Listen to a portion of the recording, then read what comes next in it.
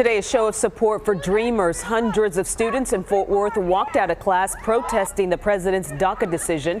And today, 15 states and the District of Columbia are now suing the administration in an effort to keep the program in place. Yesterday, President Trump announced he was ending the DACA program, which allows children who were brought into the U.S. illegally by their parents to remain in this country. Here's Bradley Blackburn, who was at today's march in Fort Worth.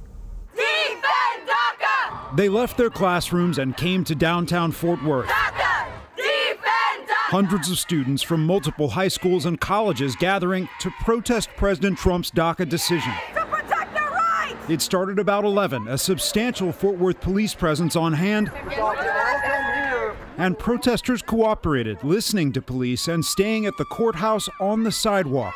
We're all together in this. Across town, there was a similar walkout at TCU. So many of these young people said their families will be affected if DACA ends. We need to vote them out! Poppy Salgado was born in the U.S., but her older sister relies on DACA.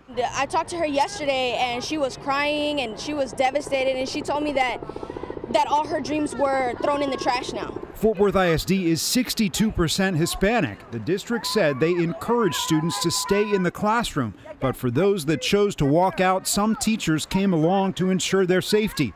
Students said this was not about skipping class. So before I stepped out of school, I did all my work ahead, so I come over here. An hour and a half of marching, then the protest dispersed. Students plan to go back to school. Back to school. After making their voices heard.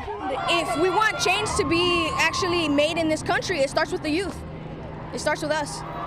In Fort Worth, Bradley Blackburn, Channel 8 News.